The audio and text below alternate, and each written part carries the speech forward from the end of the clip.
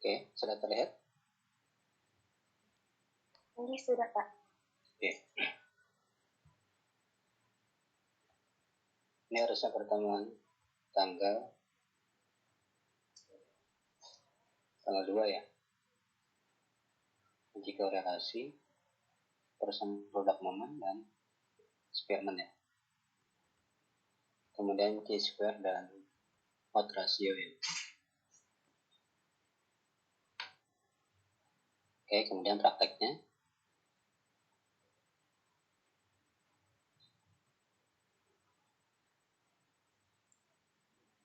Oke.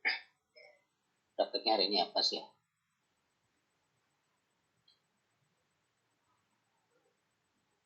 Oke.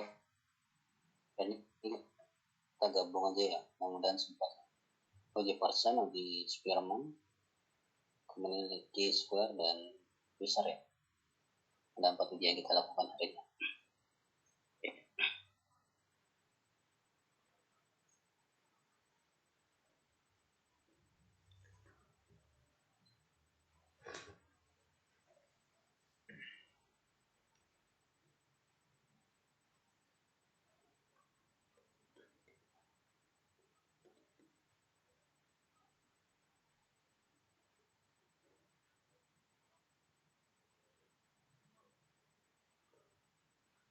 Terlihat share screen-nya? Terlihat, Pak. Jadi kita akan bahas tentang uji korelasi ya, uji hubungan.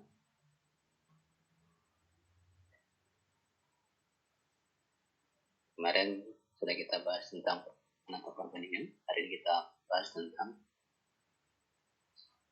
hubungan atau uji korelasi. Nah, uji korelasi yang sering dilakukan berdasarkan jenis datanya yaitu menggunakan persen produk momen untuk skala data numerik, baik itu interval maupun rasio.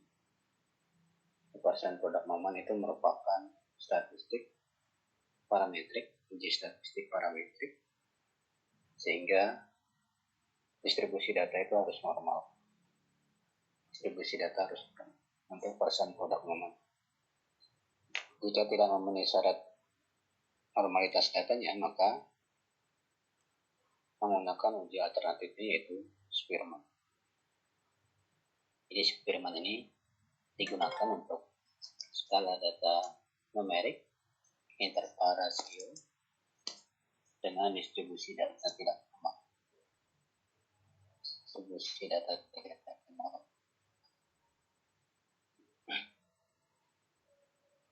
Kemudian uji Spearman juga digunakan untuk skala data ordinal. Skala data ordinal. Nah, untuk skala data ordinal tidak perlu dilakukan uji normalitas data karena pasti tidak normal.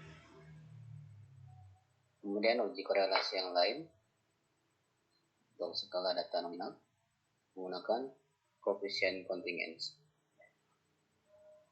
Menggunakan uji namanya koefisien kontingensi.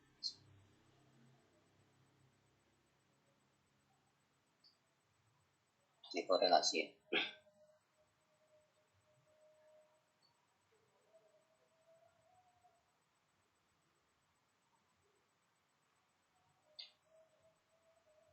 Oke, jadi kapan kita menggunakan persen, kapan kita menggunakan Spearman, kapan menggunakan koefisien kontingensi. Ya.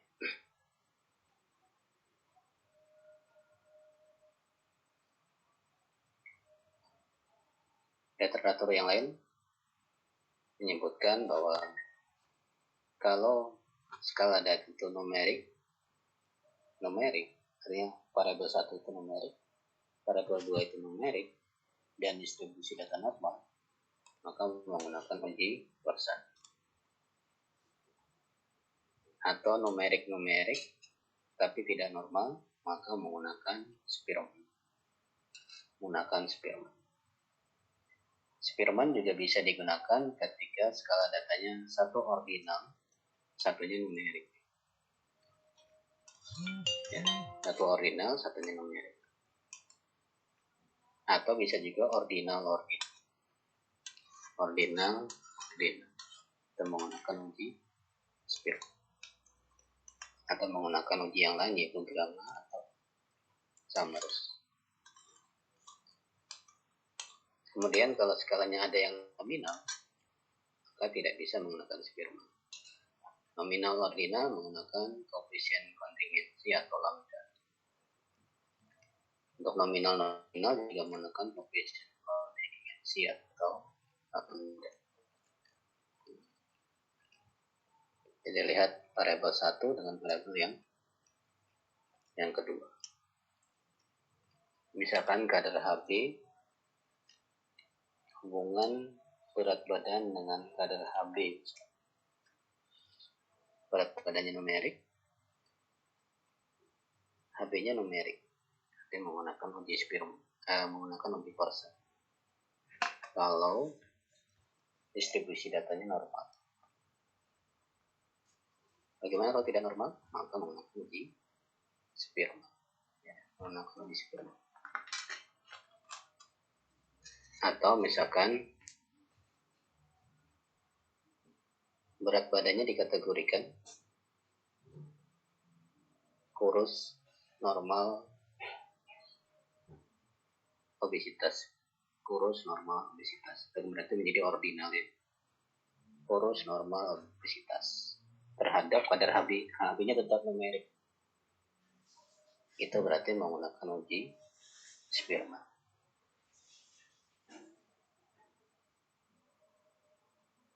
Atau misalkan dijadikan ordinal dua-duanya. Berat badannya dari kurus, normal, obesitas. Kemudian HB-nya juga dikategorikan rendah, normal, tinggi. Rendah, normal, tinggi. Maka menjadi ordinal. Jadi ordinal. Maka menjadi ujinya menjadi Spearman atau gamma atau sama. Atau dijadikan nominal. Berat badannya normal, tidak normal. HB-nya dikategorikan normal, tidak normal. Ya. Maka menjadi nominal. Menggunakan koefisien kontingensi. Oke, saya pahami. Halo, bisa dipahami? Bisa, Pak. Oke, tercatat saja. Bapak sebutkan tadi, tolong catat ya.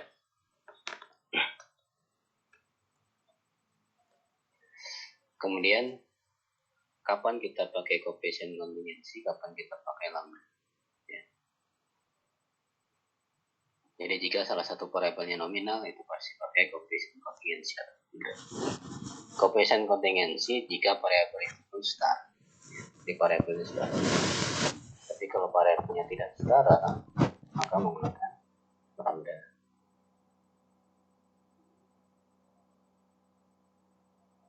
Nah, begitu juga dengan tadi ya, kapan kita pakai gamma, kapan kita pakai sama. Ketika data itu ordinal.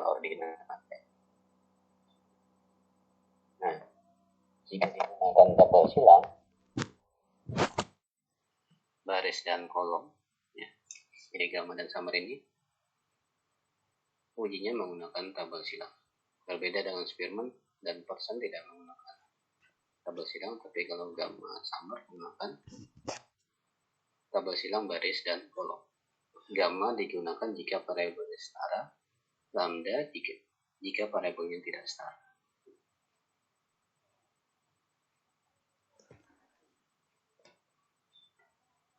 Oke. Nah, kemudian setelah mendapatkan hasil nantinya, kita bisa tahu kekuatan hubungan, kekuatan korelasinya. R-nya ketahuan. Jika nilai R itu semakin rendah, menunjukkan hubungannya lemah. Semakin mendekati 1, semakin kuat. Jadi kalau 1 itu 0,8 sampai 1 itu sangat kuat hubungan. Kemudian yang dilihat juga nanti nilai P. apakah terdapat korelasi bermakna atau korelasi tidak terdapat korelasi bermakna. Terima H0 atau menolak H0. Ya, jadi kalau H0-nya diterima, berarti tidak ada perbedaan. Kalau H0-nya ditolak, berarti ada perbedaan. H0 ditolak berarti ada perbedaan. H0 diterima berarti tidak ada perbedaan. Jika bisa dilihat arah korelasinya. Kalau nanti nilai korelasi itu positif, itu berarti searah. Kalau negatif berarti berlawanan arah. Apa maksudnya searah? Variabel yang pertama naik, variabel kedua juga naik. Atau variabel yang pertama turun, variabel yang kedua juga. Itu berarti searah. Tapi kalau berlawanan, variabel 1 naik nilainya, variabel 2 turun nilainya. Itu berarti nanti arahnya akan negatif. Misalkan semakin naik tingkat, ada tingkat 1, tingkat 2, tingkat 3, tingkat 4, untuk di 4. Semakin naik tingkatnya, semakin naik juga kemampuannya. Nah, itu berarti searah. Korelasinya positif. Tetapi kalau semakin naik tingkatannya, semakin turun ternyata kemampuannya, berarti itu berlawanan arah. Korelasinya negatif. Korelasinya negatif.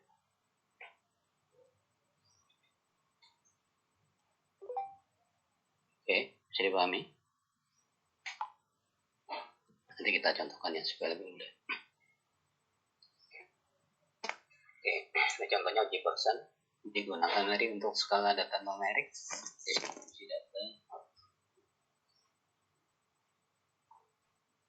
Contoh misalkan penelitian ingin mengetahui hubungan antara nilai mata kuliah dengan IQ mahasiswa TM. Antara nilai mata kuliah dengan IQ mahasiswa TM. Nyata nilai mata kuliahnya 50, 100, sampai 50.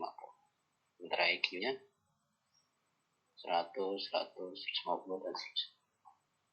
Apakah dua variabel ini ada hubungan? Maka dilakukanlah uji persen. Syarat yang pertama tadi distribusi data normal. Jadi dihitung normal atau tidak. Kalau sudah normal, maka lakukan uji persen. Caranya untuk uji persen,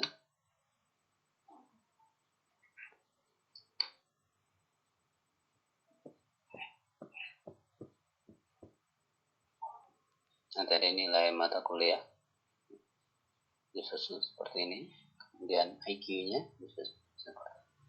Kemudian dirata-ratakan.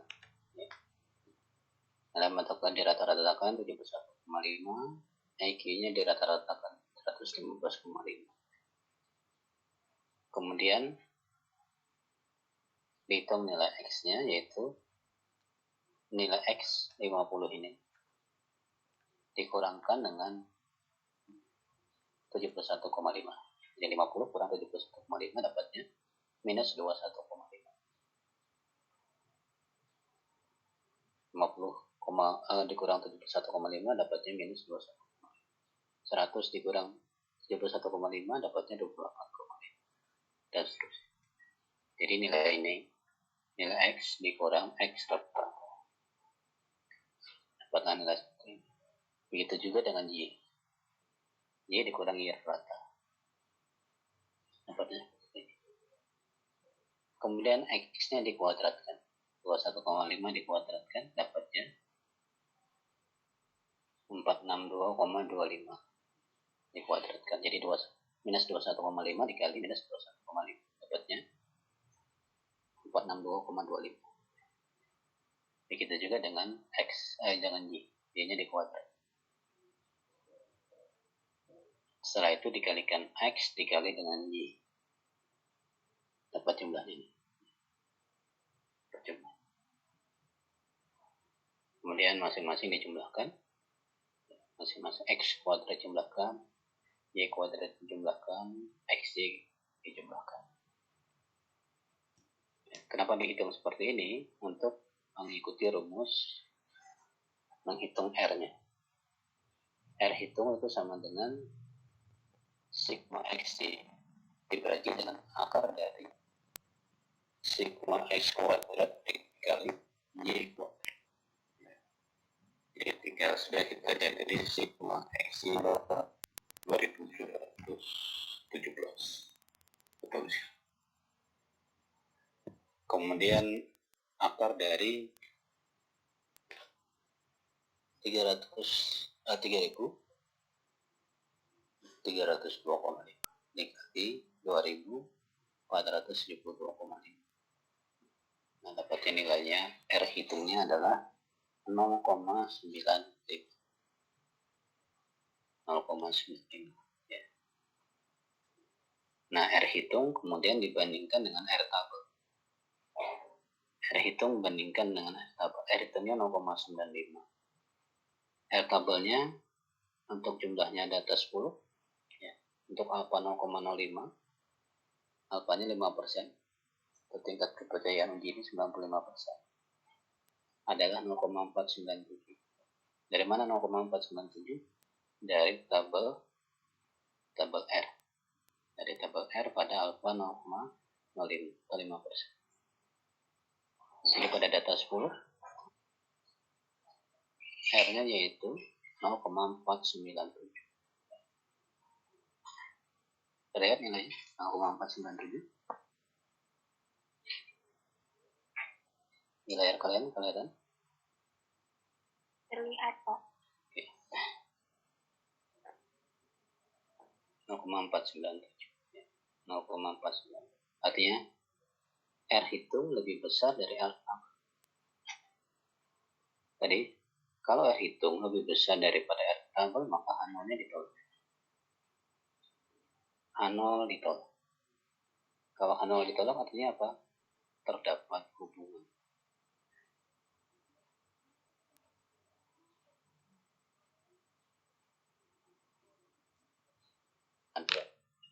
Tidak ada hubungan. Itu kalau H0 diterima. Jadi mengingatnya H0 diterima itu H0 dimulai dari kata tidak ada. Jadi kuncinya itu ya. H0 itu dimulai dari kata tidak ada. Jadi kalau H0 diterima tidak ada hubungan. Kalau ini H0 ditolak berarti ada hubungan antara nilai mata kuliah dengan IQ mahasiswa. Arah korelasinya bagaimana? 0,95 positif atau negatif? Ternyata positif. Berarti semakin tinggi IQ, maka makin tinggi nilai mata kuliah yang kita dapat. Searah. Antara variabel X dengan variabel Y itu searah. Y makin tinggi, IQ makin tinggi, maka X juga makin tinggi.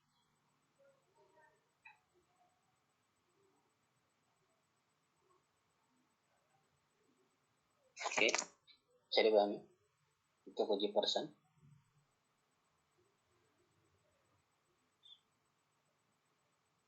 Ini aku ulangi, untuk persen itu adalah uji parametrik. Syaratnya distribusi data normal. Persen digunakan untuk skala data numerik. Baik itu variabel 1, variabel 2 numerik, dan distribusi data normal. Ini tadi contohnya mengetahui hubungan antara mata kuliah dengan IQ. Ini lebih bagus kalau dibalik ya. Hubungan antara IQ dengan nilai mata kuliah. Jadi sumbu X-nya itu IQ, nilai mata kuliah itu sumbu Y. Lebih tepat nulisnya gitu ya. IQ-nya sumbu X, nilai mata kuliah sumbu Y.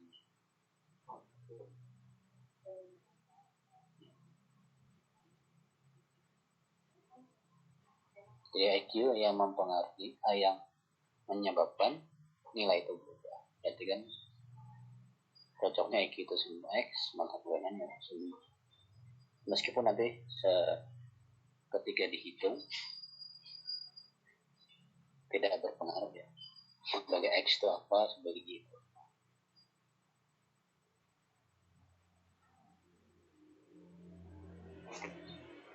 Oke, sampai sini ada yang ditanyakan?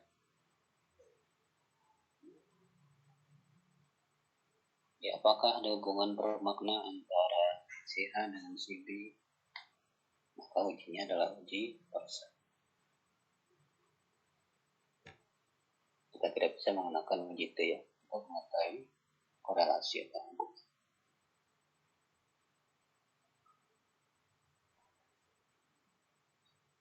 Oke, bisa dipahami?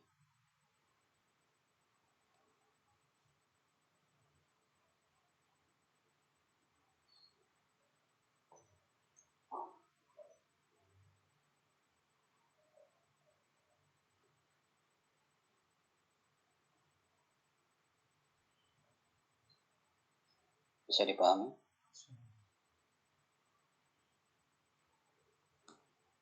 Halo, mana suaranya? Bisa, Pak. Oke. Yang lain kalau tidak ada pertanyaan berarti diingat saya. Ada yang ditanyakan? Kalau tidak ada berarti saya. Oke, ini tabel R-nya tadi ya. Oke, kemudian yang kedua uji Spearman. Kapan digunakan uji Spearman? Untuk data numerik, tetapi distribusi data boleh tidak normal. Distribusi data tidak normal. Jika skala data numerik, distribusi tidak normal, maka menggunakan uji Spearman. Uji Spearman ini termasuk uji yang non-parametrik. Atau Spearman juga bisa digunakan ketika skala data itu ordinal. Baik salah satunya ordinal atau dua-duanya ordinal. Ini Bapak contohkan yang dua-duanya ordinal. Contoh data misalkan kalian ingin mengetahui hubungan antara pelayanan laboratorium dengan kepuasan pasien. Pelayanan laboratorium dengan kepuasan pasien.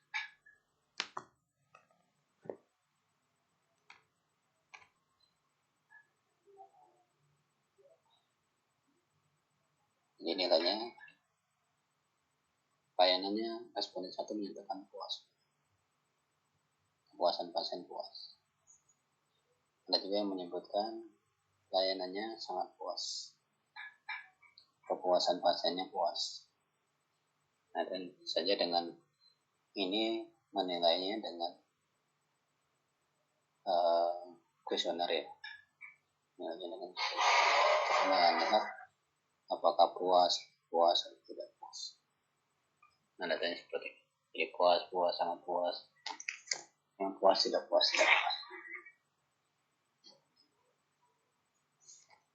Terus, ini datanya kategori. Ya, berarti skala datanya ordinal. Skala datanya ordinal. Nah, dikategorikan 1 itu sangat tidak puas, 2 tidak puas, 3 itu puas, 4 sangat puas. 4 sangat puas. Jadi yang tadi puas itu di kategori nomor 3. Ya, itu di kategori nomor 3. Nomor 4. Nomor 2. Nomor 2 apa? Tidak puas. Ya, nomor 2 tidak puas. Tidak puas. Oke, jadi dikategorikan berdasarkan kategori yang kita susun. Jadi kategorinya semakin puas, angka semakin tinggi. Semakin puas, angka itu semakin tinggi.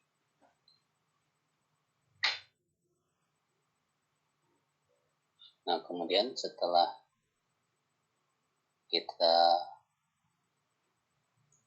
kategorikan, kemudian di ranking.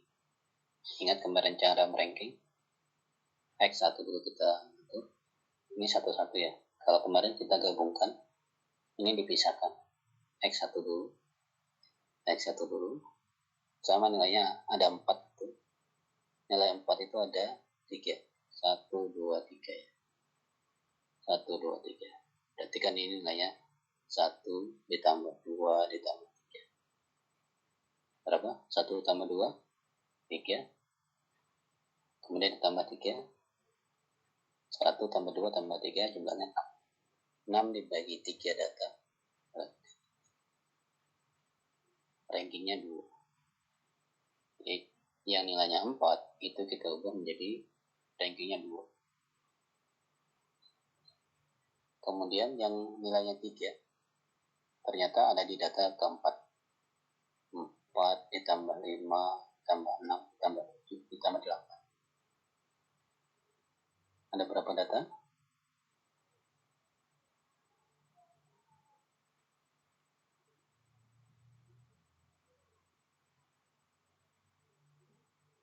Satu, dua, tiga, nilai 6. Nilai 6.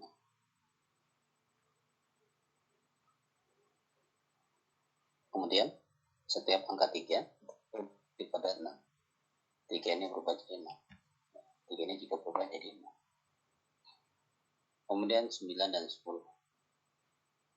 Nilainya sama-sama 2. Ya, sama 2. Berarti ini 9 ditambah 10. 19 dibagi 2. 19 dibagi 2 berarti 9,9. Ranking lah. Kalau dapatnya 2 itu 9,5. Nah, X di ranking, X2 nya juga di ranking. X2 nya di ranking.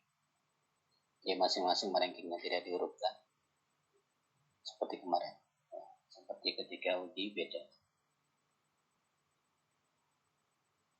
Nah, dapat ranking masing-masing, kemudian X1 dikurang X2. 6 dikurang 5,5. Dapatnya 0,5. Setelah itu, nilai B ini dikuadratkan.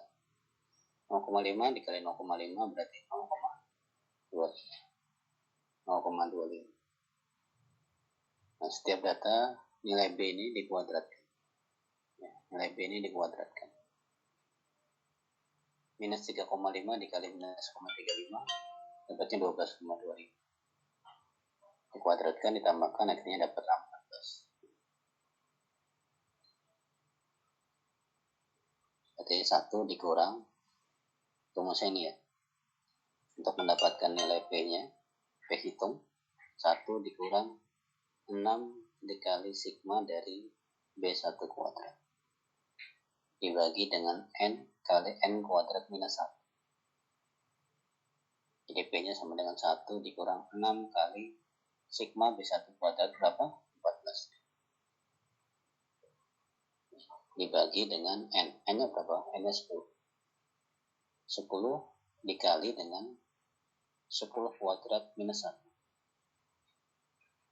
10 kuadrat berapa? 10 kali 10, 100. 100 kurang 1, 99. 99 kali 10 berarti 990. 990. Jadi 1 dikurang 6 kali 14 dibagi 990 dapatnya 0,915. Ini P hitung. P hitung 0,915 bandingkan dengan P tabel. P tabelnya untuk N-nya 10, K-nya 0,05, dapatnya 0,6. Ya. Menggunakan tabel P untuk nilai rho. Nilai rho atau nilai P. Pada tarif harap kepercayaan 95% ya. Atau kesalahannya 5%. Alfanya 5%. N-nya 10 berarti dapatnya 0,648.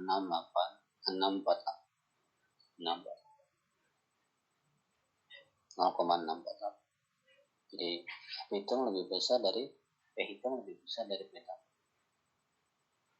Kalau P hitung lebih besar dari P tabel sama dengan R hitung tadi lebih besar daripada R tabel, maka H0 ditolak. Artinya terdapat hubungan antara pelayanan laboratorium dengan kepuasan pasien di rumah sakit X. Ya. Jadi kalau kalian pengen lakukan penelitian kepuasan pelayanan dengan kepuasan pasiennya, maka menggunakan uji persen ya, atau menggunakan Spearman. Kalau dikategorikan begini berarti menggunakan Spearman.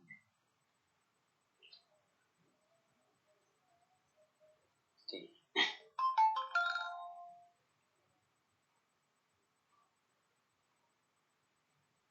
Bisa dipahami untuk Spearman?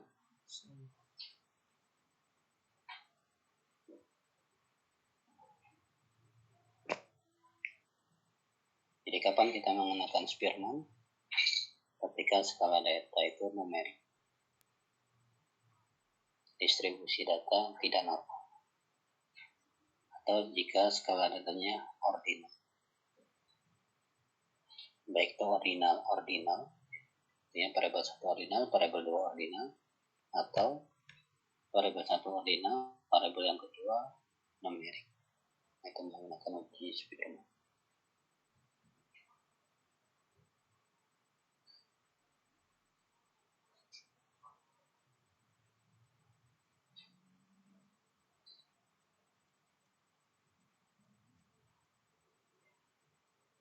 Oke, untuk praktek kita jam berapa mulainya?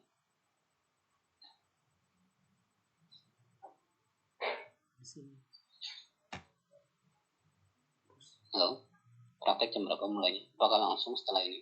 Biasanya mulai dari jam 8, Pak. Oh iya. Jam 8 kita mulai praktek ya. Oke, berarti setelah ini kita langsung praktek. Cuma mahasiswanya tidak lengkap nih ya. Baru 52 yang bergabung. CP-nya tolong didata ya, siapa yang tidak masuk untuk praktek. Karena praktek kan harus 100% tuh ya. Ini baru 52 yang bergabung. Oke, nanti tolong di WA Bapak ya. CP-nya tolong di WA Bapak, siapa mahasiswa yang tidak masuk. Oke, nanti kalau tidak ada pemberitahuan berarti tidak bagus statistik karena prakteknya tidak ikut. Kalau ada pemberitahuan yang dalam kewajaran nanti kita praktek sesuai. Tapi Bapak sebenarnya mana sih untuk praktek sesuai? Nah, harus mengajar lagi nih. Harusnya Bapak selesai mengajar, tapi karena ada yang tidak masuk, maka mengulang mengajarkan untuk 1-2 mahasiswa. Dan itu yang membebani dosen. Dan nanti lengkap ya, 54 orang. Ada 2 orang lagi yang belum bergabung. Atau ada yang bergabung Zoom-nya.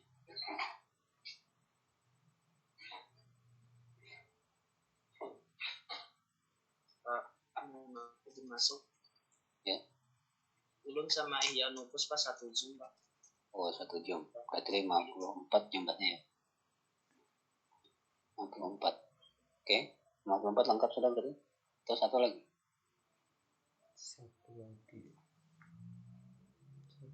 Satu lagi, Pak.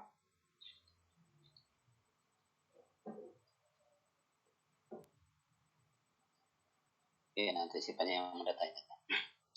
Jadi kalau pengen dari apa lagi, kalau pengen mengetahui apakah ada hubungan antara Ihya Nupus dengan Maulana, ujinya adalah uji person atau uji Spearman.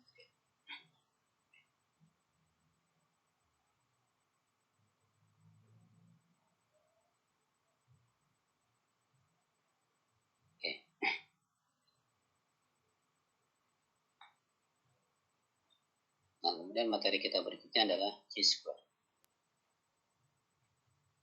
Chi-square ini merupakan ujian parametrik digunakan untuk mencari hubungan, tapi tidak dapat melihat seberapa besar hubungan.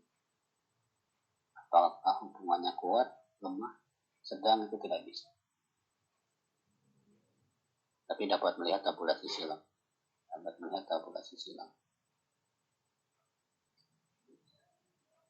Kemudian yang terakhir materi kita hari ini yaitu hot ratio. Hot ratio digunakan untuk mencari perbandingan kemungkinan peristiwa terjadi dalam satu kelompok dengan kemungkinan hal lain yang sama terjadi di kelompok lain. Mencari perbandingan kemungkinan peristiwa terjadi di dalam satu kelompok dengan kemungkinan hal yang hal lain yang sama terjadi di kelompok. Odds ratio ini merupakan ukuran besarnya efek. Nah, kalian sering mendengar misalkan orang tua yang diabetes mellitus, anaknya 6 kali lebih besar kemungkinan diabetes mellitus dibandingkan dengan orang tuanya yang tidak diabetes mellitus. Apa itu 6 kali? Itu nilai odds ratio. Nilai odds ratio. Di perbandingan kemungkinan peristiwa terjadi, itu anaknya menderita DM pada orang tua yang DM dibandingkan dengan orang tua yang tidak DM. Itu merupakan ukuran besarnya. Odds ratio lebih dari 1 artinya mempertinggi risiko. Odds ratio 1 berarti tidak ada. Odds ratio kurang dari 1 berarti mengurangi risiko. Misalkan orang yang tua yang diabetes mellitus dibandingkan orang tua yang tidak diabetes, anaknya berapa kemungkinannya? Maka yang dihitung adalah nilai odds ratio. Ukuran besarnya.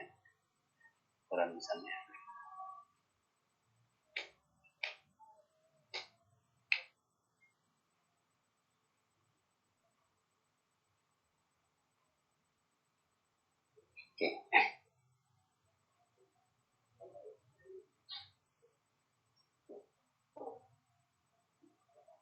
Oke, langsung kita praktek aja supaya ya, menggunakan aplikasi.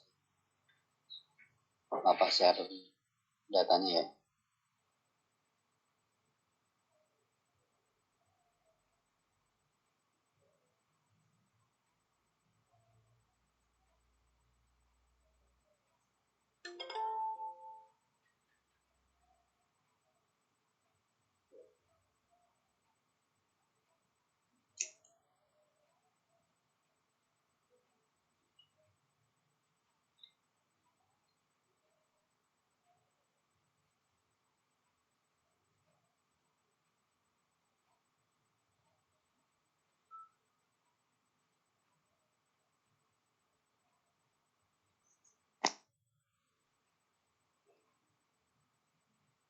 Oke, silakan di download datanya.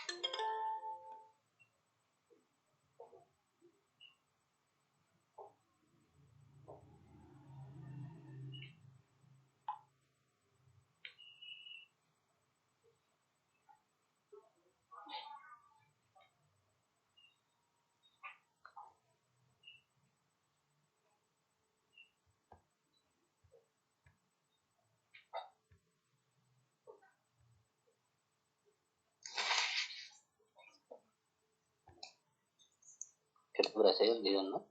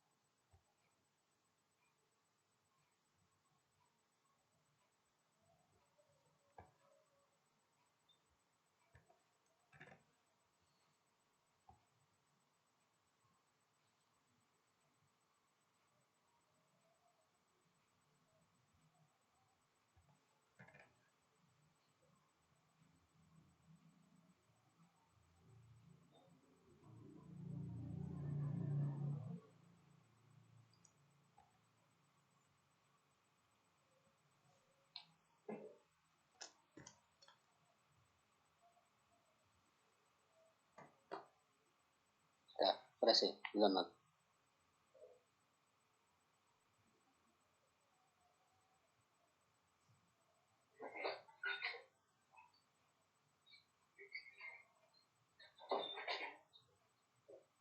Sudah berhasil semua?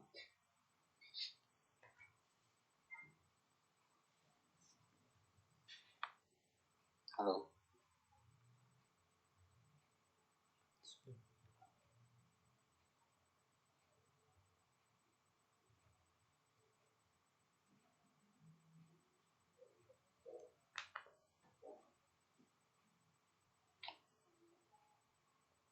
Sudah berhasil di download? Sudah, Pak.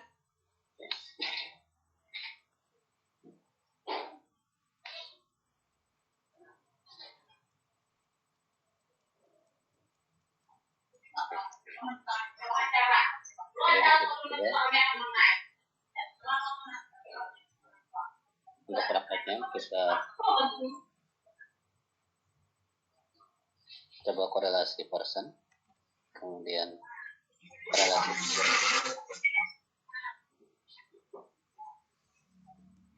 kemudian chi-square dan Fisher ya. Ada 4 uji yang coba kita lakukan nanti. Yang pertama uji person ya. Untuk kasusnya misalkan, apakah terdapat hubungan antara indeks massa tubuh dengan kadar trigliserida pada tingkat kepercayaan 95%. Variabel yang dihubungkan itu adalah indeks massa tubuh, skala datanya numerik dengan kadar TG numerik juga. Jenis hipotesisnya yaitu korelasi hubungan. Skala pengukurannya numerik ya. Maka uji yang dilakukan adalah persen product moment ya. Uji parameter persen product moment jika memenuhi syarat. Apa syaratnya? Distribusi data normal. Kalau tidak normal maka menggunakan uji non parametrik yaitu sekian. Tentu saja ditransformasi dulu ya. Coba transformasi dulu. Jika tetap tidak normal maka menggunakan uji Spearman.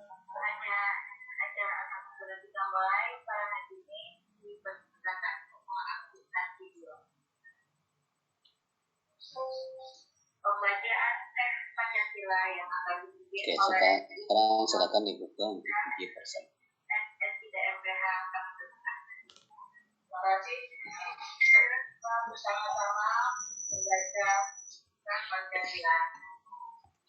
Dengaran? Pancasila. Satu, ketuhanan yang Maha Esa. Dua. Oke, kalian sudah buka?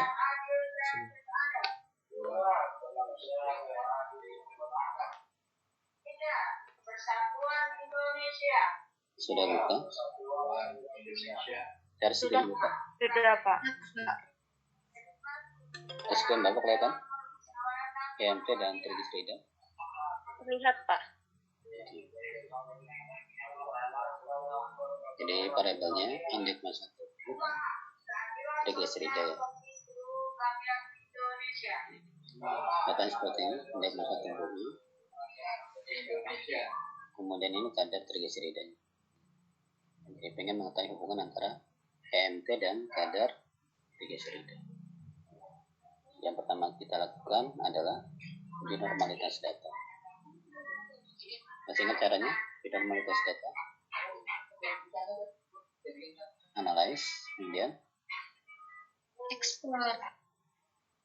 statistik, explore. Indeks massa tubuh dan kadar TG. Masukkan ke dependent list.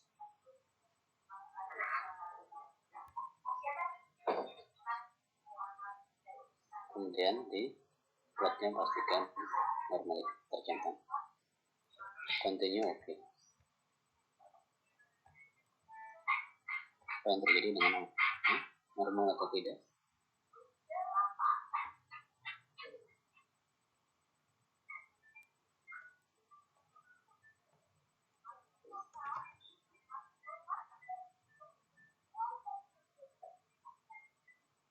Normal atau tidak?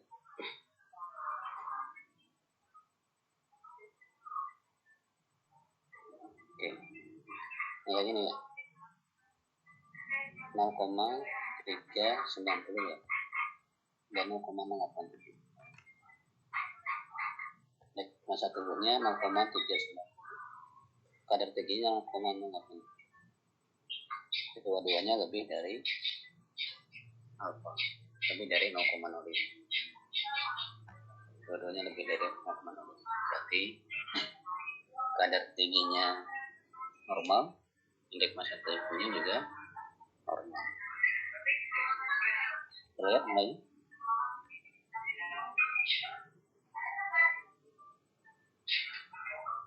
Output Bapak kelihatan? 0,390 dan 0,. Iya Pak, terlihat.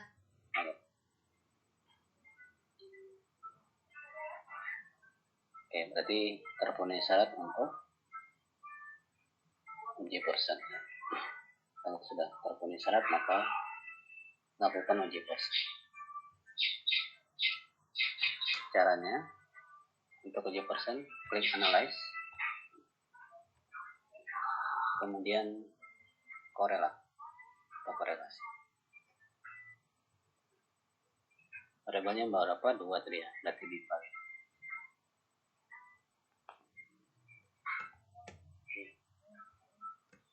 Masukkan indeks massa tubuh dan kadar tinggi ke dalam variabel.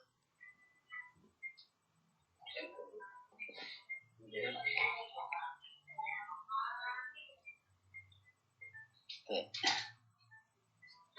Kemudian optionnya, kalau ingin tahu rata-rata dan standar deviasi, diklik deskriptifnya. Kalau tidak juga tidak apa-apa. Stylenya perlu tidak? Stylenya tidak perlu. Bootstrapnya tidak usah ya. Oke. Jadi option yang kita kalau mau ya, main dari standar deviasi. Ini juga tidak wajib sebenarnya. Kalian tidak centang juga tidak apa-apa. Ini kita centang aja ya, supaya dapat rata-rata continue. Pastikan persen tercentang.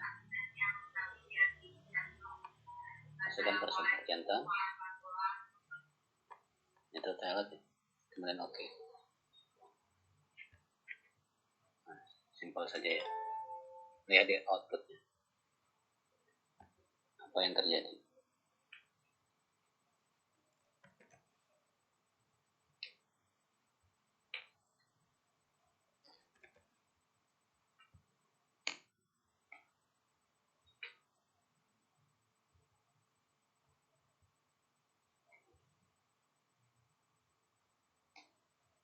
Oke. Jadi ujinya korelasi ya.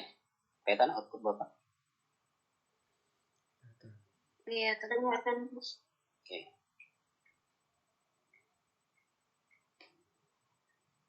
Ada nilai rata-ratanya, ada standar deviasi, karena tadi kita centang rata-rata standar deviasinya muncul. Kemudian ada tabel korelasi, ya, tabel korelasinya. Yang kalian baca pertama, ya, korelasi antara indeks massa tubuh dengan kadar tinggi. Korelasinya 0,967, artinya apa? Lemah, kuat, sedang. Kuat Pak. Oke. Kuat atau sangat kuat tadi? Sangat kuat. Sangat kuat. Oke. Jadi 0,8 sampai 1 tadi korelasinya sangat kuat. Ya. Korelasinya kuat antara indeks massa tubuh dengan kadar tinggi.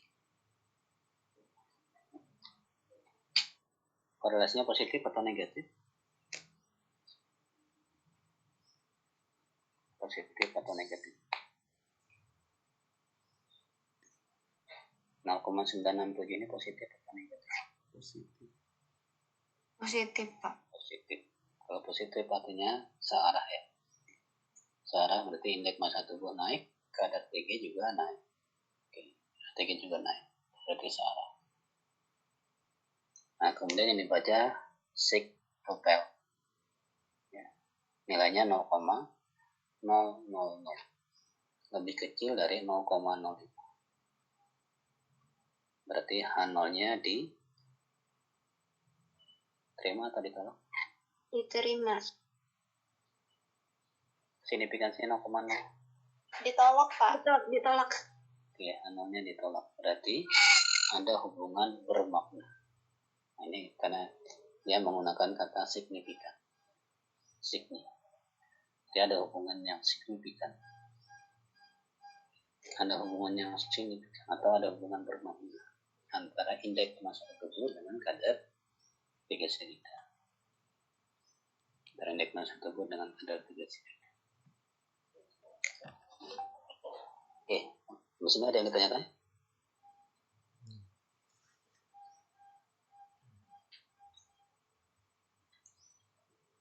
Ada yang ditanyakan? Bisa melakukan uji persen. Bisa.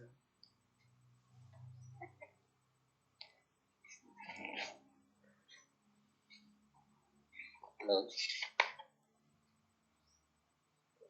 Bisa melakukan uji. Insyaallah. Sederhana saja ya. Mudah saja caranya. Jadi kalau menggunakan aplikasi sebentar sudah selesai.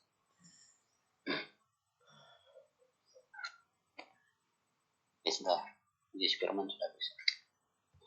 Kemudian yang kedua uji Spearman. Jadi kapan tadi lakukan uji Spearman? Jika skala datanya numerik, distribusi data tidak normal.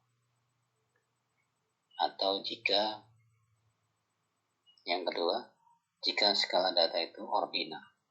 Jika skala data itu ordinal. Nah, kita coba dengan data ini saja ya. Skala datanya numerik, kita anggap distribusinya tidak normal. Kita anggap ya. Meskipun tadi kita sudah cek, ini distribusinya datanya normal. Tapi ini kita anggap tidak normal. Supaya kita bisa uji Spearman. Supaya cepat ya. Jadi tidak usah pakai data yang baru, pakai data ini saja. Kita anggap distribusi datanya tidak normal. Tujuan kita hanya pengen tahu cara Spearman seperti apa. Di Spearman seperti apa. Caranya analyze, korelat, bivariat sama dengan tadi, persis sama. Nah, bedanya ini sini. Persennya jangan dicentang, yang dicentang adalah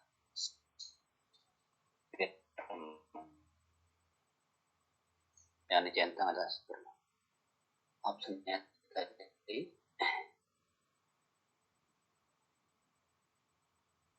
stylenya juga tidak. Yang penting pastikan Spearman-nya tercentang.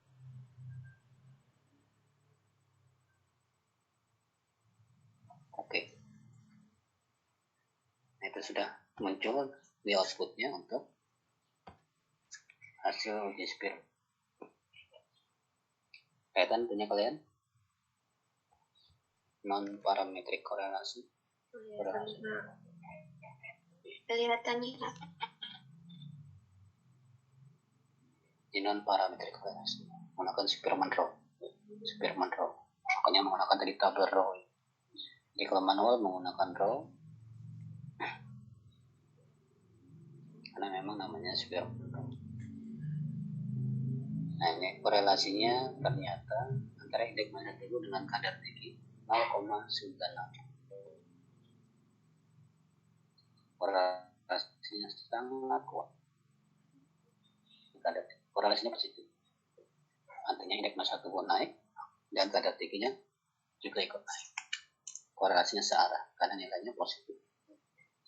Indeks massa tubuh naik, kadar tinggi juga naik. Berarti korelasinya positif. Kemudian ini baca signifikansinya. Ternyata signifikansinya secret talentnya 0,000. Artinya H0-nya ditolak. Kurang dari 0,05.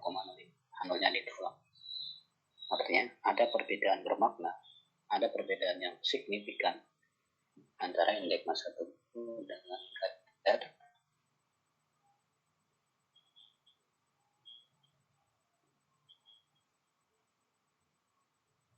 triglycerida.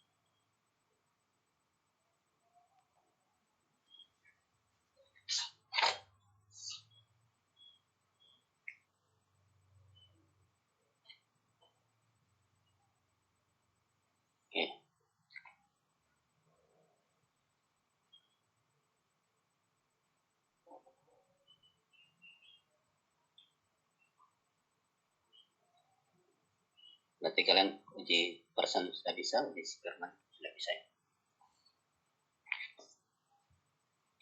Kemudian berikutnya T-square dan Fisher. Contoh kasusnya begitu. Jadi T-square dan Fisher ini untuk mengetahui hubungan juga sebenarnya. Cuma untuk T-square dan Fisher tidak bisa mengetahui kekuatan hubungan. Hanya mengetahui ada hubungan atau tidak. Syaratnya skala datanya kategori nominal. Kategorinya nominal. Contoh kasusnya, apakah terdapat hubungan antara perilaku merokok? Jadi dikategorikan merokok tidak merokok dengan status fertilitas pria, fertil atau infertil, subur atau tidak subur. Jadi kalau seperti ini datanya, pasti penelitiannya mengetahui lelaki itu merokok tidak merokok. Kemudian diperiksa spermanya. Setelah diperiksa sperma nanti ketahuan subur atau tidak subur, fertil atau infertil. Dan mungkin ditanya fertil atau infertil tidak. Jadi diperiksa spermanya baru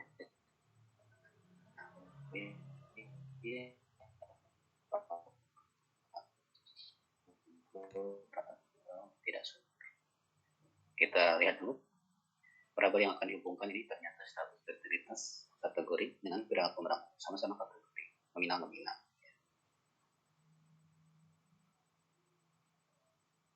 Ini hipotesisnya komparatif, membandingkan meskipun pengen tahu hubungan. Datanya tidak berpasang karena memang tidak berpasangan antara kelompok yang merokok dan kelompok yang tidak merokok. Maka kita menggunakan tabel baris dan BK. Ya, baris merokoknya dikategorikan 2, sebagai barisnya 2, sebagai kolomnya juga 2, fertil infertil. Nah, untuk kasus seperti ini, uji yang dilakukan adalah uji Chi-square jika memenuhi syarat. Apa syaratnya? Sel yang mempunyai nilai X kurang dari 5 atau maksimal di 20% dari jumlah sel. Bila tidak terpenuhi, digunakan uji alternatif, yaitu uji Fisher. Ya, alternatifnya itu uji Fisher.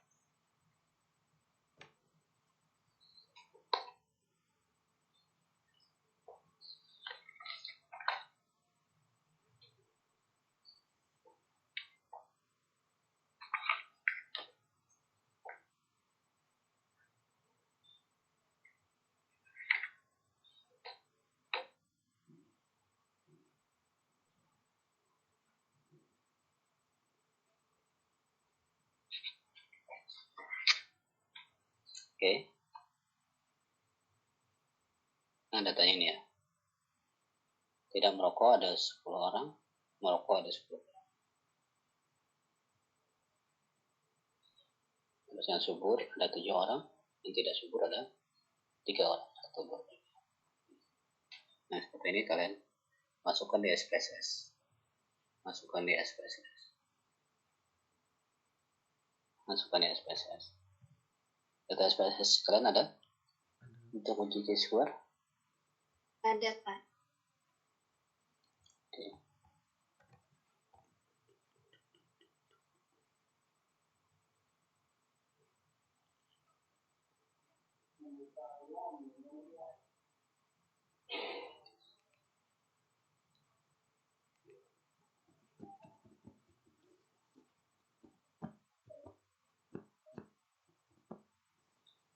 Oke, lihat cara menyusun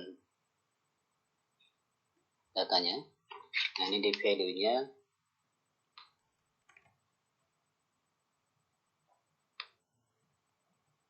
ya, terisi di nilai value. Values-nya dikategorikan. 1 merokok, 2 tidak merokok.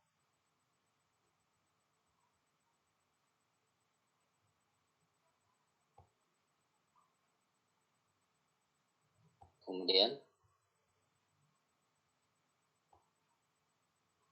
1 tidak subur, 2 subur.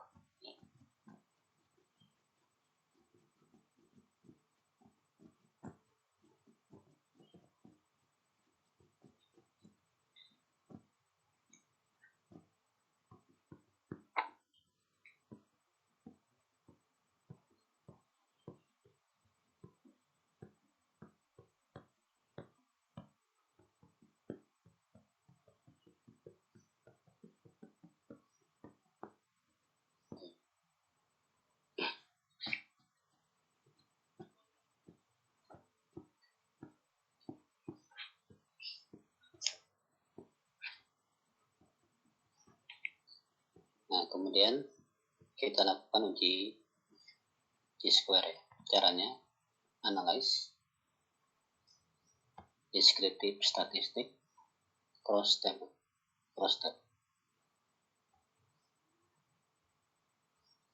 Pilih perilaku merokok, masukkan di baris. Kemudian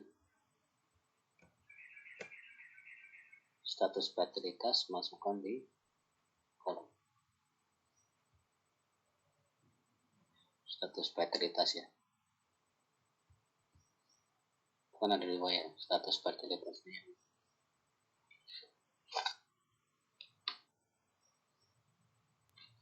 Status fatalitas ya. Ada yang dari penelitian 1. Nah, ada yang dari penelitian 2 itu tidak ya. Status fatalitas yang pertama tadi ya, status fatalitas saja. Dia merokok dengan status fatalitas ini. Oke.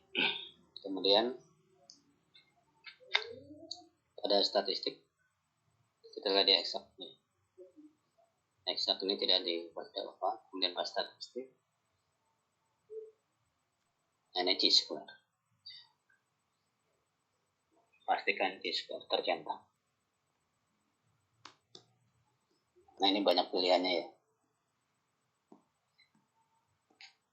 Ini kita pakai Chi-square. Bagaimana kalau tadi koefisien kontingensi? Tinggal dicentang koefisien kontingensi. Chi-square-nya tidak bisa. Kalau kalian ujinya koefisien kontingensi. Kalau lambda berarti lambda-nya yang dicentang.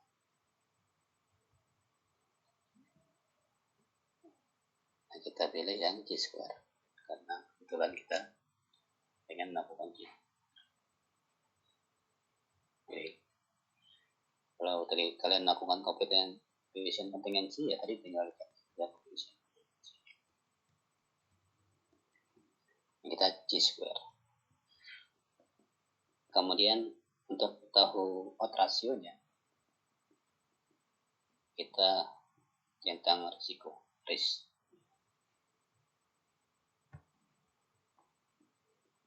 Kemudian continue.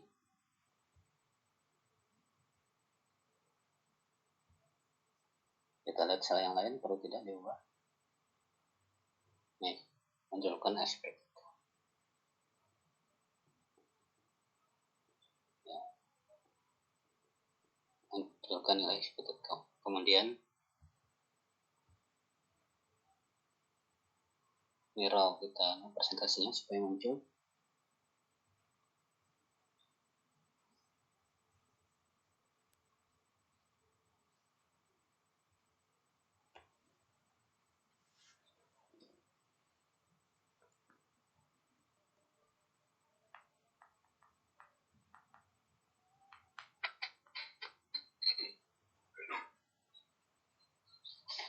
Format yang perlu kita buat.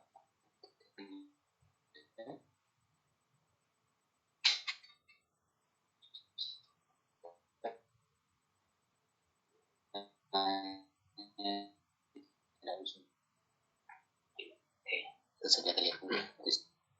Pastikan Chi-square tercentang. Dan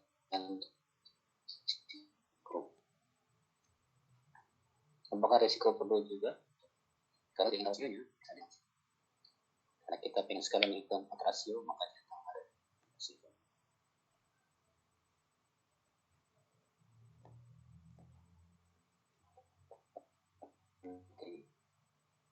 Soal kami nanti C square terpenuhi.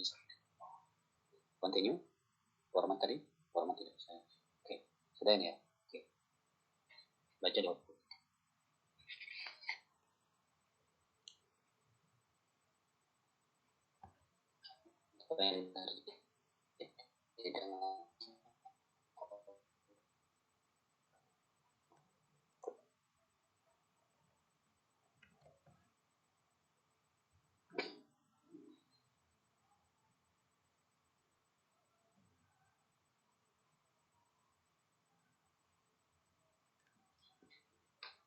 Oke. Ini ada case processing summary. Kemudian yang kalian lihat ini ada perilaku merokok. Yang merokok tidak subur 7. Yang subur 3. Tidak merokok ternyata yang tidak subur 3, yang suburnya 7. Nah, secara data ini kelihatannya bahwa orang merokok itu banyak tidak subur. Yang tidak merokok itu banyak yang subur. Ternyata nilai expected count-nya ini 5.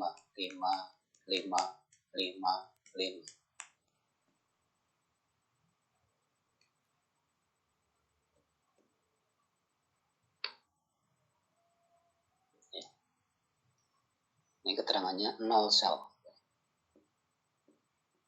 Memiliki nilai expected kurang dari 5. Tidak ada nilai yang kurang dari 5. Kalau tidak ada kurang dari 5, maka terpenuhi syarat uji C-square. Terpenuhi syarat uji C-square. Maka uji yang digunakan adalah, yang dibaca adalah pada persen C-square. Yang dibaca adalah pada persen C-square.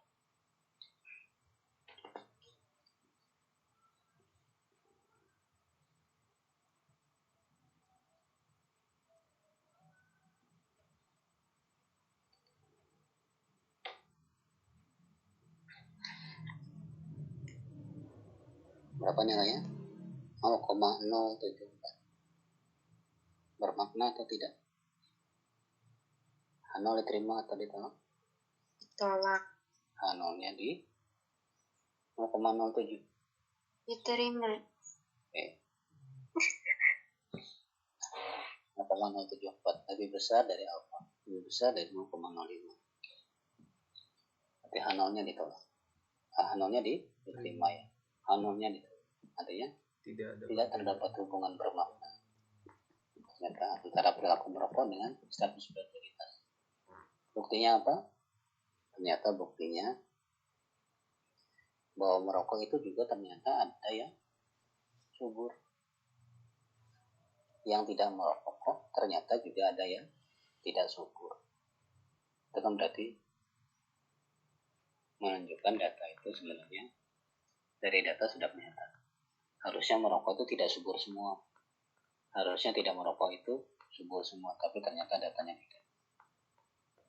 Artinya, secara statistik hanya nilainya 0,0. Tidak terdapat hubungan bermakna. Ya, tidak terdapat hubungan yang bermakna untuk C-square.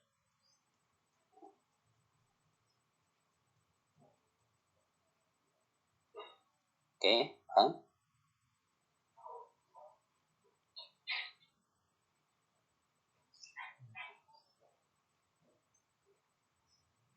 Oke.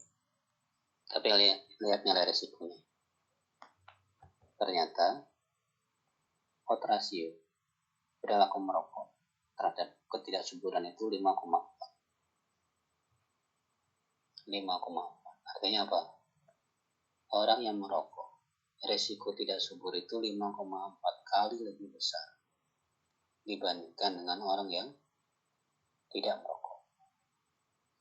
Apa ulangi? Nilai odds rasionya nilainya 5,44. Apa maknanya? Bahwa orang yang merokok kemungkinan untuk menjadi tidak subur itu adalah 5,44 kali lebih besar dibandingkan dengan orang yang tidak merokok.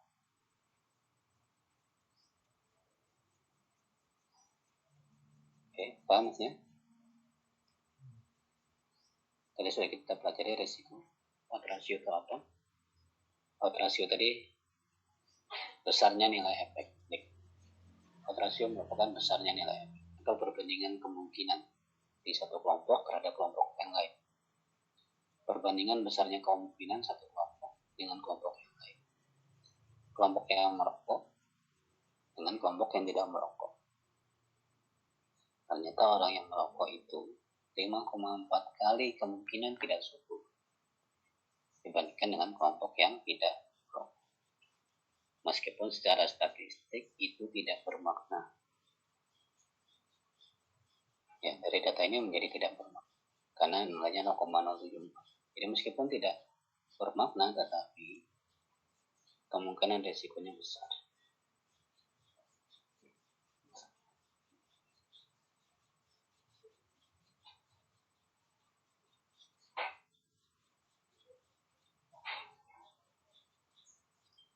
Oke, menurut ini ada yang tanyakan?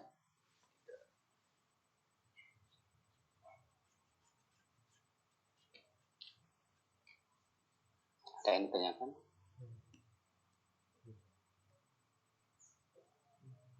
Kapan kita pakai Fisher-nya? Coba buka datanya tadi yang di square. Kita tidak pakai subur yang pertama, tetapi subur yang kedua. Data subur yang kedua ini. Subur dari penelitian kedua.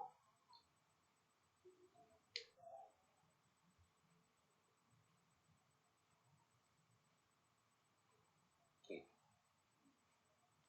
Cara menguji Fisher sama dengan tadi ya. Deskriptif statistik sama persis dengan tadi. Prostat. Yang kita masukkan bukan subur yang pertama tapi subur yang kedua. Dari penelitian nomor 2. Tinggal di OK aja. Nanti kita lihat di output apa yang terjadi.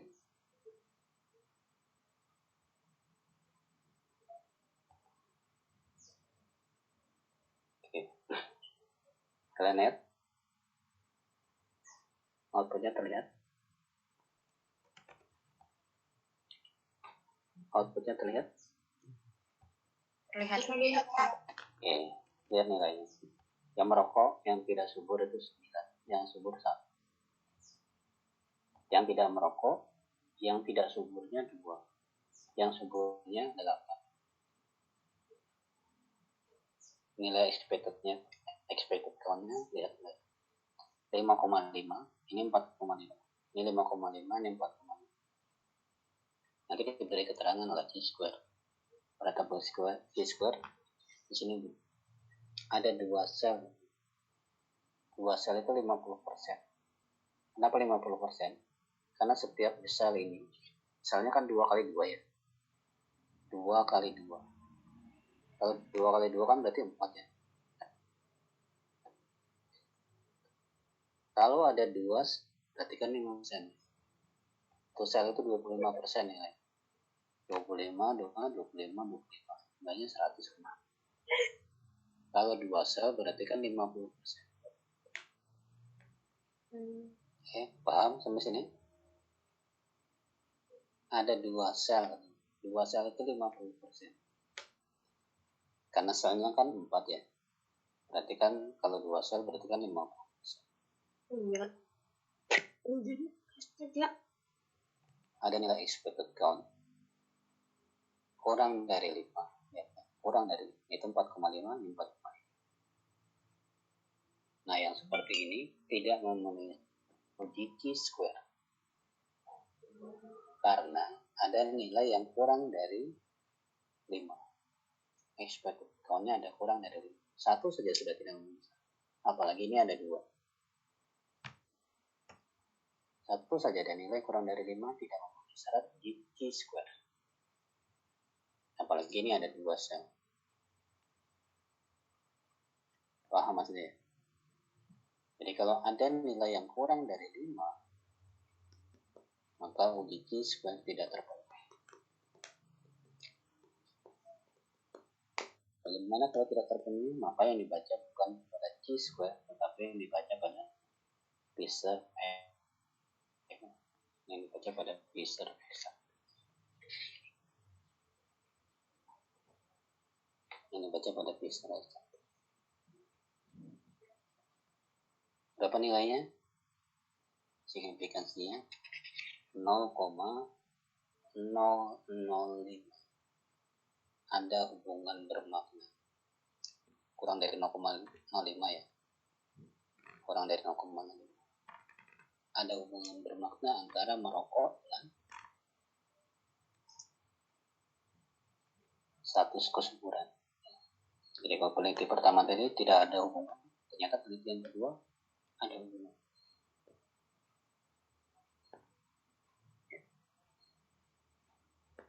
Jadi penelitian itu bisa jadi hasilnya tidak sama. Ada satu penelitian dengan penelitian lain. Nah, populasinya berbeda, hasilnya juga akan satu data diambil dari populasi orang yang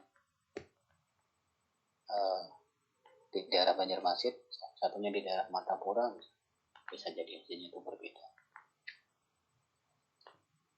Yang pertama, yang terpenting kalian bisa tahu kapan pakai T-square, kapan pakai Fisher exact test. T-square jika memenuhi syarat, yaitu nilai spread count-nya tidak ada yang kurang dari 5. Ingat tadi propoinnya tadi, propoin Bapak tadi.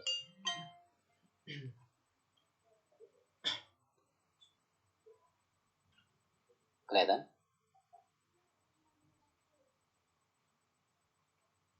Ya, Pak. T-square jika memenuhi syarat, itu sel yang mempunyai nilai expect kurang dari 5 itu maksimal 20% dari jumlah sel. 20% itu maksimal. Jadi kalau nilainya 25%, ada satu sel saja. Satu sel kan berarti sudah 25%. Satu sel itu sudah 25%. Ya, artinya ada satu sel saja yang mempunyai nilai kurang dari 5, maka sudah tidak terpenuhi syarat T-square. Maka ini dibaca adalah pada uji Fisher.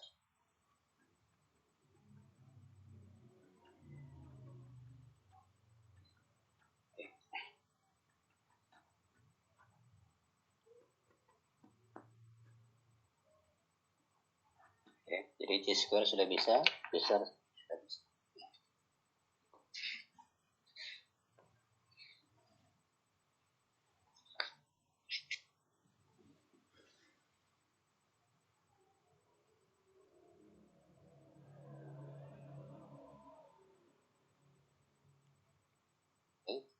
Kita tambah satu lagi, misalnya tadi koefisien kontingensi.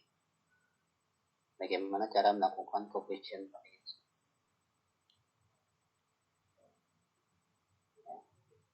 Pakai data yang T-square saja. Caranya sama dengan yang tadi ya, analyze, descriptive statistik, cluster. Udah aku masukkan, ingin kita masukkan, kita pakai data pertama saja ya. Satu sekaligus. Pada peneliti 1 tadi, bukan peneliti 2. Kemudian nilai statistik. Saya tidak usah ya, statistik saja. Nah, pastikan yang tercentang adalah koefisien kontingensi. T-square tidak usah ya.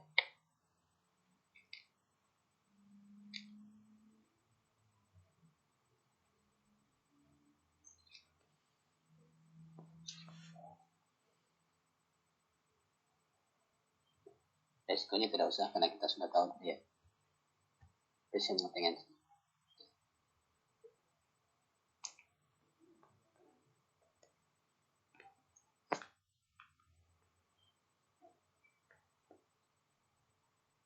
Oke, kemudian continue. Oke.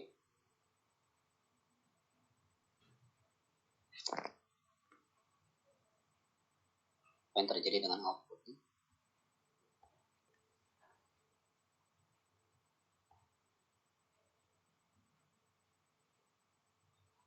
Kelihatan outputnya? Lihat dulu, Pak. Oke. signifikansinya berapa? Signifikansinya ini 0,074. Sama kan nilainya dengan T-square tadi, 0,074. Lihat yang T-square 0,074. Ya.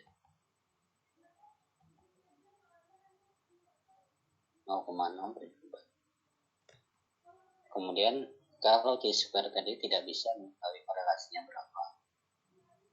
Untuk koefisien kontingensi kita bisa. Ternyata koefisien kontingensinya ya korelasinya 0,371. 0,371. Hubungannya apa? 0,371.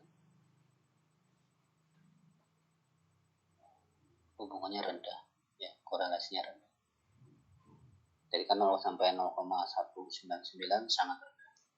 0,2 sampai 0,399 sangat rendah. Jadi korelasinya sangat rendah.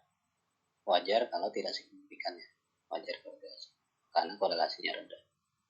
Kalau korelasinya kuat, pasti di sininya signifikan. Ya. Jadi kalau korelasinya itu sangat kuat, ya, pasti di sininya signifikan.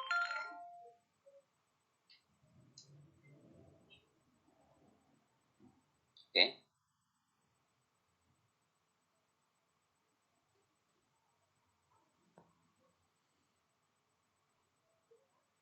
Ada yang ditanyakan di sini?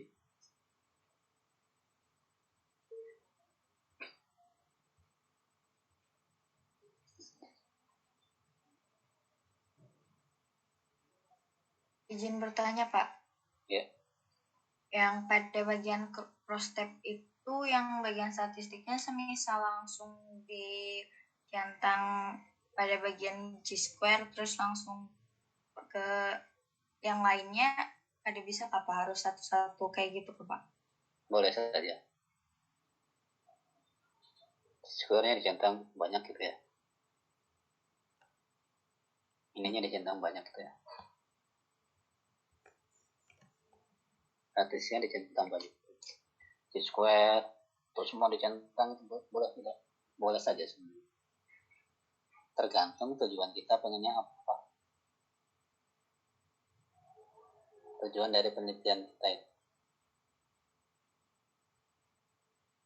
Kalau kita cukup hubungan, ya sudah G-square saja.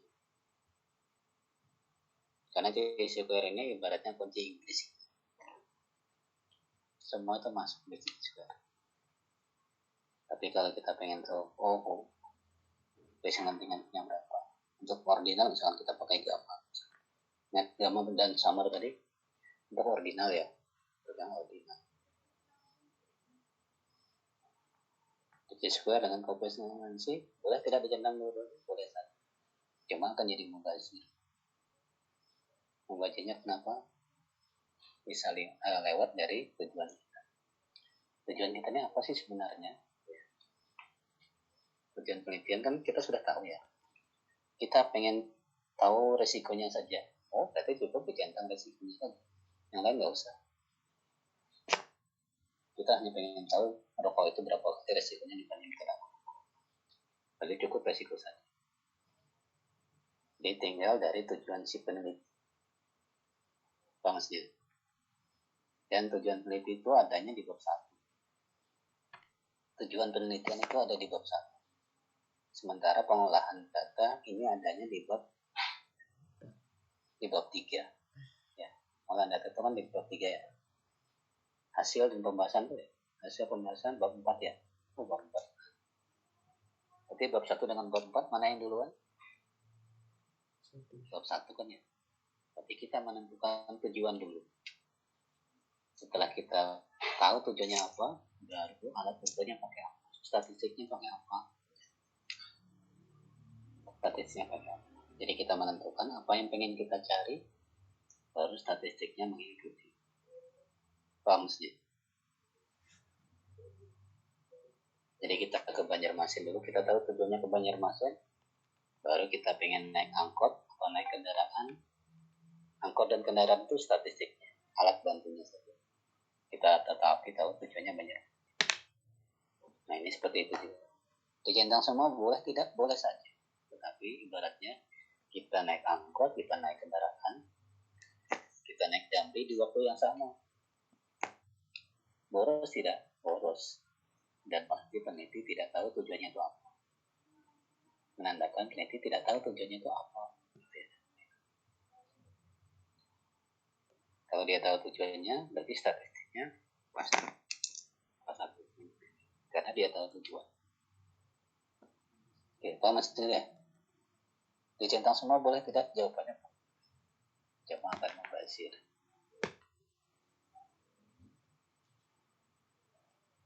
Oke, jadi centang yang mana? Tergantung. Tujuannya siapa yang menetapkan? Penelitian. Ketika kalian bikin penelitian, pasti bab 1 tujuan yang ditulis. Lalu nanti kalian mengerjakan bab 4 untuk pengolahan data. Bab 1 itu sudah menentukan tujuan. Jadi baru bab 4 statusnya apa, menyesuaikan tujuan.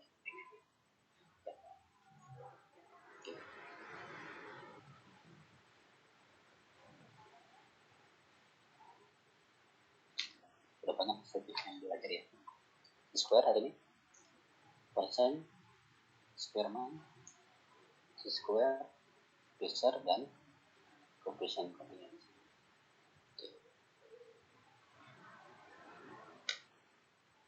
Oke, itu mungkin sudah cukup ya. Bakalan kalian nanti mengerjakan skripsi ya.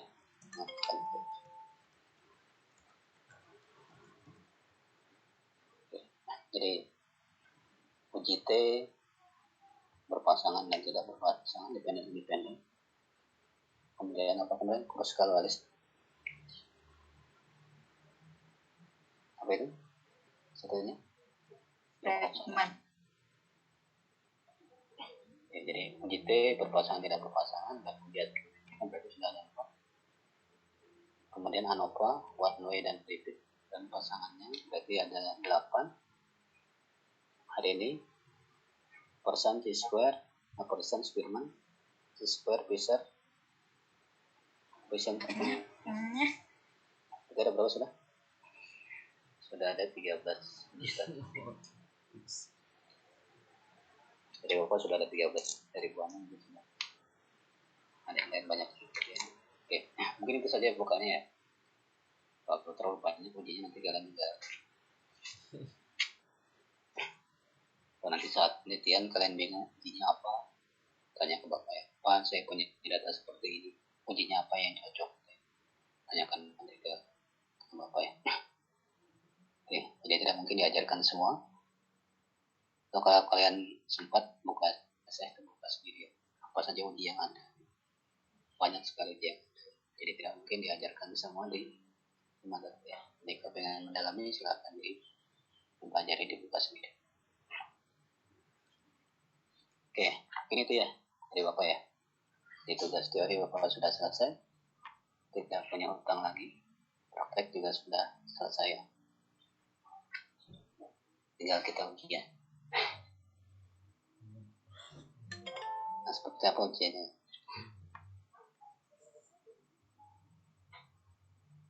Untuk ujian, kalian ke kampus lagi tidak ya? Ke kampus lagi tidak? Tidak ada kampus lagi, Pak. Wah, tidak ada kampus ya? Nggak mau ke kampus lagi nih ya? Semester depan. Oke, semester depan ya. Oke, semester ini tidak. Ya, kalau di kampus kan enak ya. Jadi kalau Bapak kasih data, kerjakan sekitar 10 menit atau 15 menit, nanti kalian laporkan. Bapak tinggal cek, oh ini ujinya benar. Selesai. Mungkin 15 menit selesai ya. Nah, tapi kalian tidak ke kampus lagi ya, bisa berarti. Gimana nanti ujiannya?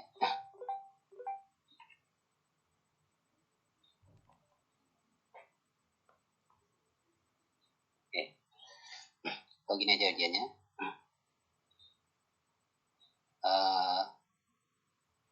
Kalian berapa ya totalnya lah? 54 tadi ya? Oke. 54 dibagi 5 ya. Dibagi 5 ya. Saya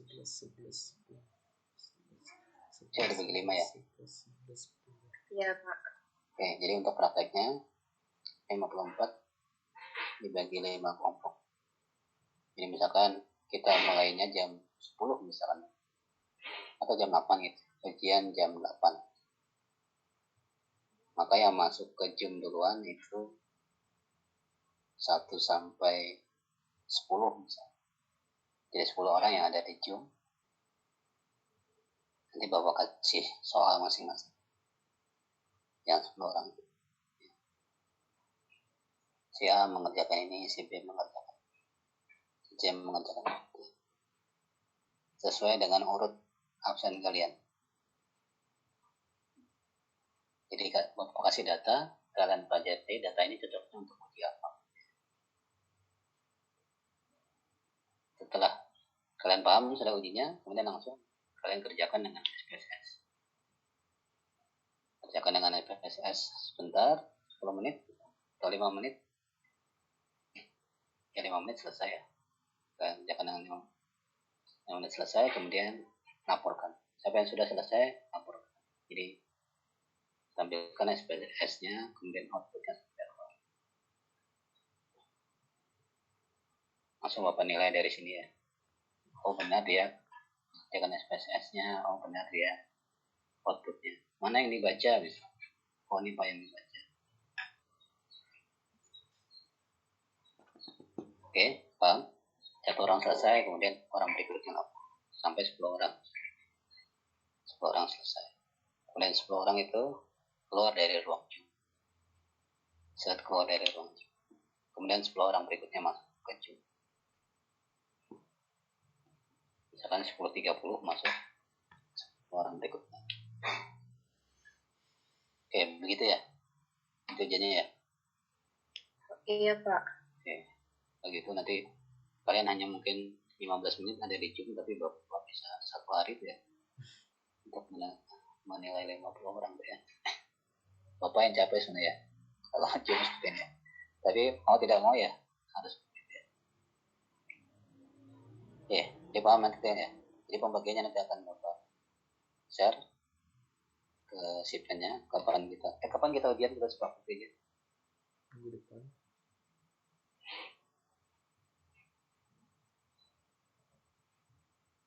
Kalau di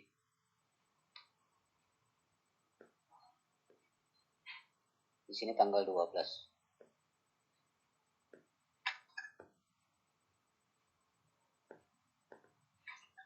Tanggal 12. 12 hari apa ya? Jumat depan ya?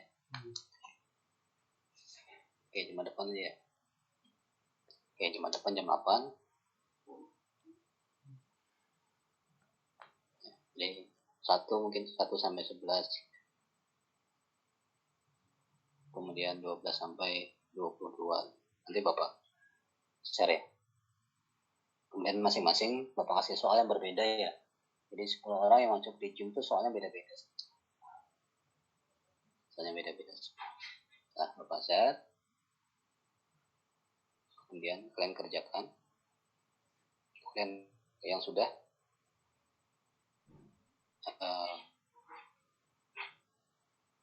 munculkan outputnya dan SPSS-nya satu-satu ya. Jadi lapornya nanti satu-satu. Siapa yang sudah langsung ditangani. Semakin cepat nilainya kan berbeda ya. Yang lapor pertama dengan yang lapor nomor 10 nilainya kan berbeda ya. Oke. Jadi cepat-cepatan lapor. Oke. Jadi kalau misalkan sudah selesai, angkat tangan di Zoom kan ada ya. Angkat tangan di Zoom, langsung dia lapor. Nanti nunjukkan SPSS yang sudah dan langsung Bapak nilai selesai. Karena kalau salah, ya langsung Bapak kasih tahu, oh sangat dibenarkan. Silakan kerjakan. Nah, kerjakan lagi itu, maka teman berikutnya yang melaporkan hasil SPSS. Kita tidak menunggu teman yang salah tadi ya. Jadi kalau misalnya menunjukkan salah, misalnya, boleh ujinya salah, silakan diulangi dulu. Diulangi dulu berarti pastikan postnya ke teman yang lain supaya teman yang lain bisa share screen. Oh, Bapak periksa sebentar. Oh, benar sudah. Kalau sudah benar ya sudah. Lapor nilainya lulus. Yang tidak benar tadi dikerjakan dan lapornya paling belakangan nanti ya. Misalkan yang lapor pertama itu ternyata salah. Oh, berarti nanti dia lapor kembali di nomor 10. Ketika temannya sudah lapor semua, dia sudah selesai ngerjakan, temannya lapor tadi ya. Nah, dia kerjakan.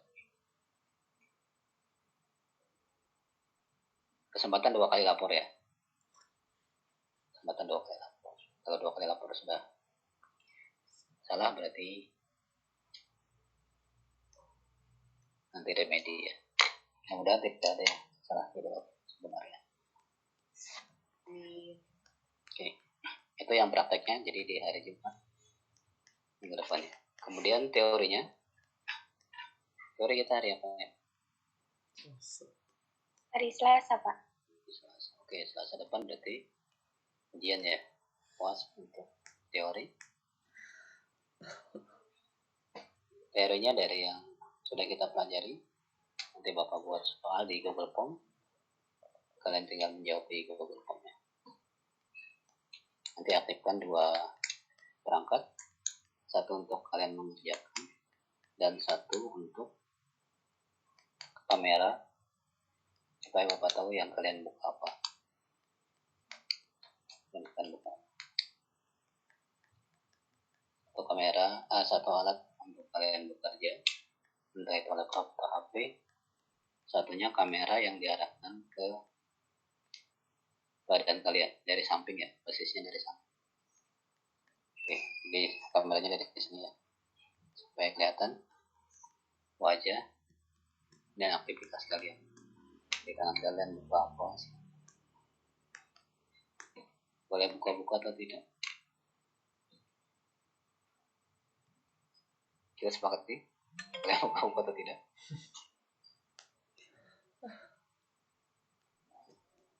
Boleh buka buku? Boleh, Pak. Boleh, Pak. Oke, nanti Bapak bikin soalnya berbeda ya. Antara yang open book dengan yang closed book ya. Oke, karena ini posisi kalian di rumah, pasti nanti kalian buka buku ya. Oh, juga tidak mungkin mengawasi semua ya. Jadi silakan buka buku, tapi porsi soalnya pasti lebih sulit daripada yang closed book ya, dibandingkan dengan yang tutup buku. Oke, ya, soalnya mungkin tidak banyak, sekitar 20 soal ABC gitu ya. 20 soal ABC. Jadi kalian nanti dengan Google Form 2 perangkat, satu mengerjakan dan satu ada kamera yang ke badan kalian. Silakan buka buku. Tapi kalau hitungan-hitungan nanti kalian harus hitung ya. Dan hitungannya manual tuh ya, tidak pakai aplikasi.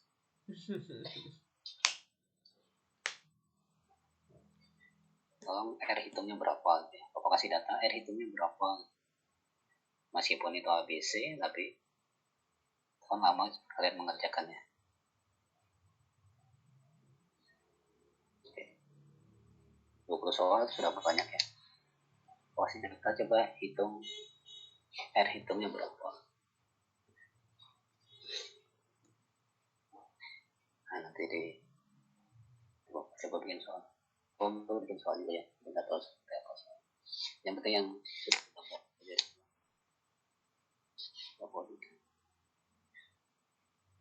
oke. Ini kan hanya uji korelasi, kemudian uji komparatif ya, BT 2 kelompok dan lebih dari itu. Oke. Ya. Kemudian untuk laporan hari ini, kalau yang tadi 5 uji ya, person, Spearman, T-square, Research, dan coefficient contingency, kalian susun laporannya dengan baik ya. Cara mengerjakannya tadi seperti apa kalian buat di Microsoft Word ya. Di datanya tadi sudah Bapak kasihkan. Silakan kalian membuat laporannya seperti apa, bebas saja. Yang penting ketika nanti kalian mengerjakan, kalian bisa mengerjakan dengan cara membuka laporan kalian sendiri-sendiri ya. membuka kalian. Kalau laporannya bagus, maka membukanya nanti ketika ujian mudah. Tapi kalau laporannya tidak bagus, ketika nanti mengerjakan sendiri juga tidak bisa. Laporannya serinci mungkin. Kalian laporan sedikit apa yang data-data harus dilakukan, mana yang dibaca tadi, ya, kita melakukan seperti apa, kemudian baca seperti apa. Oke, saya. Kapan kita ngumpul laporannya? Senin. Minggu depan, Pak. Oke, hari Rabu depan ya, hari Jumat depan aja. Jumat depan. Oke, jadi sekalian kalian bikin laporan, sekalian belajar kan ya. Sekalian belajar untuk persiapan. Ya. Jadi paling lambat hari Jumat depan laporan dikumpul. Besok boleh tidak Pak? Silahkan ya. Kirim ke email Bapak aja. Kalau ke WA sudah penuh email WA-nya, jadi kirim ke email Bapak ya. Emailnya masih tahu ya? Masih ingat ya? Iya, Pak, ada, Pak. Oke, ada yang ditanyakan tentang laporan dan ujian? Bapak, mohon maaf untuk ujian nanti. Link Zoom-nya kan satu aja. Aku praktek ya? Inggih. Nah, Inggih. nanti waktunya jam 8 misalnya, siapa yang boleh masuk dan sampai pada 11 misalnya. Oke, di rename ya, yang di depan nomor absen, misalkan 1 titik Ahmad, 2 titik Amalia, jadi nomor absennya dituliskan ya, nomor absennya nanti dituliskan saat akan masuk. Jadi misalkan nanti yang pertama kok nomor absen 13 pengen masuk, berarti tidak usah. Oke, nanti akan Bapak bagi dulu ya. Nanti akan Bapak share ke Sipan. Siapa yang duluan, apakah absen 1 sampai 11 atau Bapak ambil belakangan mulai absen 54 sampai 8. Oke. Supaya semua siap. Karena kalau Bapak kasih tahu nomor 1 sampai 11, nanti ini 54 ini dia siap-siap. Nanti siap-siapnya Bapak share ke WA ketika akan ujian, nomor urut masuk ke Zoom. Atau di breakout juga nanti bisa ya. Semua masuk tapi hostnya bisa membreakout. Bisa. Breakout Zoom bisa. Mengkik ke Pak. Di breakout. Jadi room yang besar ini di breakout lagi, kamar kecil namanya breakout area yang hanya dimasuki 10 orang. Enggak. Jadi itu 10 orang itu saja yang bisa. Oke, nanti di Oke, jadi kalau bisa breakout masuk 54 gabung semua dulu, nanti breakoutnya masing-masing. Atau kalau tidak bisa di breakout, kalian belum bisa breakout, maka masuknya nanti gantian aja. tinggi Pak. Oke, ada lagi yang ditanyakan?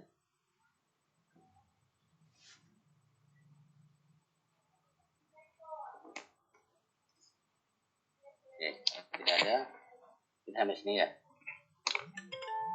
Oke, terima kasih atas perhatian selama ini. Mudah-mudahan yang menjadi bekal kalian nanti ketika menulis skripsi atau untuk penelitian yang lain. Oke, terima kasih atas perhatiannya. Mohon maaf kalau ada kekurangan. Assalamualaikum warahmatullahi wabarakatuh. Waalaikumsalam warahmatullahi wabarakatuh. Terima kasih Pak. Yuk, jenip ya.